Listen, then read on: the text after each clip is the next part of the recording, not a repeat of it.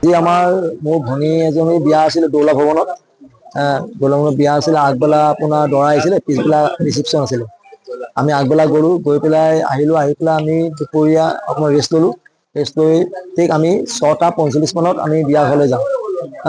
আমি বিয়া ঘৰতে আছিলো, কিন্তু মোৰ আৰু মোৰ ভাতৃ আমি একেলগে থাকো। এটা ঘৰ মানে দুটা পাৰ্ট আছিলে। কিন্তু ভাতৃয়ে 7:30 বজাত দৌলা ভৱনলৈ বিয়া খাবলৈ গৈছিলে। তাৰপিছত আমি তাত থাকোঁতেই আমি ফোন কৰিলে, খবৰ দিলে যে আমাৰ ঘৰত অলৰেডি মানে ডকাইত হৈছে বুলি। তেতিয়া আমি আহি দেখিলো, দেখি মানে মোৰ ভাইটি ঘৰৰ সেইফালৰ পৰা সোমাই পেলাই ওপৰৰ মানে এজবেষ্টাৰ আছিলে, এজবেষ্টাৰ ভাঙি সোমাই দুটাকে গডৰেজ ভাঙিলে। ভাঙি মোৰ মাইকী মানুহৰ আগবেলা পিন্ধি যোৱা গহনা চেট খুলি পেলাই থৈ গৈছিলে। সেই চেট আছিলে, মোৰ অলপমান পইচা কেছ আছিলে। আৰু সেইখিনি আৰু বাকী আচৰিত কথা এইটোৱে যে ইয়াৰ আগৰ বছৰো তেনেকে এবছৰমানৰ আগত আমাৰ ঘৰত তেনেকে চুৰ হৈছিলে। আমি ঠিক 8টামান বজাত আমি মোৰ বাই ঘৰ যমুনা ৰোডত নিউ কলনীত তালৈ আমি বিয়া খাবলৈ গৈছিলো। বিয়াখনত ভাত খাবলৈ গৈছিলো।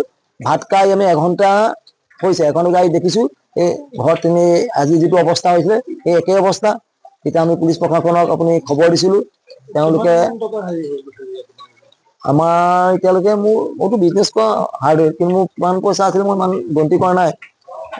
কিন্তু কথাটো হ'ল কি, মাইকী মানুহৰ সোণৰ চেট যিটো আছিলে সেইটো গোটেইটো লৈ গৈছে।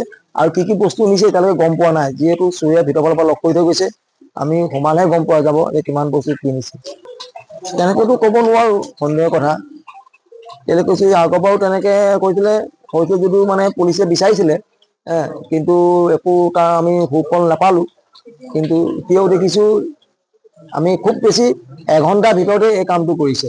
ইয়াৰ আগৰ বাৰো তেনেকে এঘন্টা হোৱাই নাই, তেতিয়া এই কামটো কৰিছিলে। আমি চব ইহঁতে মোৰ দাদাৰ ল'ৰাকেইটাৰ সৈতে আমি গোটেই সোপা মানে আমাৰ গোটেই ফেমিলি চব আমি তাত বিয়া ঘৰত লাগি আছো। আমি তাত 5টা বজাৰ চব আছো। ই মানে অলপ ঘৰৰ পৰা দেৰিকে গৈছে, মোৰ দাদাৰ ল'ৰাটো। তো সি মানে বিয়া অকণমান দেৰি পিছতে সি ঘৰলৈ গুচি আহিলে। আহি মানে সি দেখিছে তলাটো ভঙা দেখি পেলাই মানে লগে লগে আমাৰ বাই আছিলে কিনাৰতে, মোৰ ডাঙৰ বাই ক'লে বোলে ৰিফি বাই বোলে মোৰ তলাটো ভঙা। ভিতৰলৈ সোমাই দেখিছে এইবোৰ চব ভঙা মানে এইফালৰ পৰা ভাঙি গৈ পেলাই ইয়াৰ ককায়েক আছে এইফালে ৰাজু ঘৰটো গোটেই ভাঙিলে, মানে লকাৰ চকাৰ যিমান সম্পূৰ্ণ হয়। আৰু সিহঁতি চিচি কেমেৰাৰ পিছফালে চিচি কেমেৰা এটা আছে, সেইটো বেকা কৰি থৈ গৈছে। আৰু যিটো মানে তাৰ মনিটৰটো থাকে মানে সেইটো চুইচটো অফ কৰি থৈ গৈছে। আগতেও সিহঁতৰ ঘৰত এবাৰ চুৰ হৈছিলে, সেইবাৰ মানে হেৰি কৰে। এতিয়া এই বিষয়লৈ মানে প্ৰশাসনে যাতে ভাল এটা তদন্ত লয় আৰু এটা ষ্ট্ৰিপ ডগ অনাৰ মানে ব্যৱস্থা কৰে যেন। মানে এয়া আজি বুলিয়ে নহয়, আজি যদি কোনোবা মানুহ এজন আহিলে নহয় কাৰোবাৰ এটাক মাৰি থৈ গুচি গ'ল, এইকেইটা মানে প্ৰফেশ্যন চুৰ হ'ব। কেলে যিটো ধৰণে সিহঁতি বস্তুবিলাক ভাঙিছে সেইটো ধৰণে মানে যুক্তিসংগ নহয়। তাৰমানে ইমান পটককে এটা বস্তু ইমান জলদি ভঙা, এটা দুটা নহয় 3টা 4টা গডৰেজ ভাঙিছে। আৰু বিচনা আগতো ক'ৰবাত কৰিছে সিহঁতি মানে এক্সপাৰ্ট চুৰ হ'ব। সন্দেহ মানে এনেকুৱা ধৰণৰ সন্দেহ হ'বলৈ আমাৰ কাৰো ওপৰত তেনেকুৱা এটা আমি দেখা নাই। কিন্তু ইয়াত কি হ'ব, বাহিৰৰ কিছুমান মানুহ আহি ইয়াত আছে। আৰু ইহঁতৰ ঘৰত মানে কি হৈছে মই কৈছো, আপোনালোকে সিহঁতি বেয়া পাব নালাগে। কিছুমান বস্তু ইহঁতৰ ঘৰত মানে বিভিন্ন ৰকমৰ বাহিৰৰ ধৰক অন্য চাইডৰ মানুহ আহি ইহঁতৰ ঘৰত ভাড়া থাকে, ইহঁতৰ বিভিন্ন কামৰ লগত জড়িত থাকে।